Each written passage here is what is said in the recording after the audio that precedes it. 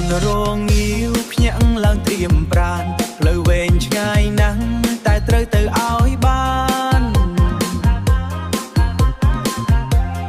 បាយកញ្ចប់តូចកុំឡើងចិត្តមកអេម៉ា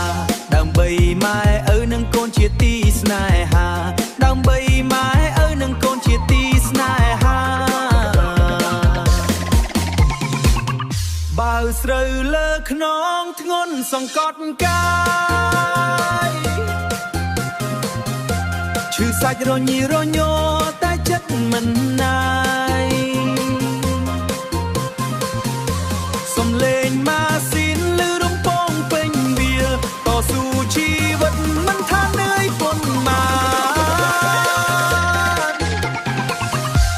ស្មាលីបើស្រូវហើយឡើងឡានធំកម្ដៅថ្ងៃខ្លាំងក្លាក៏មិនរីរបំណក់ញើហូរដើម្បីក្តីសង្ឃឹមលាក់ណក់ញើហូរដើម្បីក្តីសង្ឃឹមលាក់ក្តីនឿយហត់ក្នុងស្នាមញញឹមក្លែកមើលវាស្រែលឿងទុំឆ្អិនឆ្អៅពេញនេត្រាលើឡានដឹកស្រូវហុយដីប្រឡាក់ពេញកាយាកម្លាំងចិត្តក្នុងខ្លួន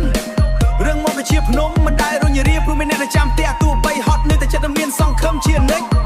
ដើរទៅមុខដើម្បីអនាគតនិងស្នាមញញឹមគ្រួសារទម្រាំថ្ងៃលិចអស់កម្លាំងកាយត្រឡប់ទៅផ្ទាំងជួបជុំសប្បាយឃើញមុខកូនតូចបាត់អស់ទុកភ័យត្រៀមខ្លួនសម្រាប់ថ្ងៃថ្មីដ៏ថ្លៃតម្លៃមនុស្សមិនមែនលើទ្រព្យធនគឺភាពស្មោះត្រង់និងការងារធ្ងន់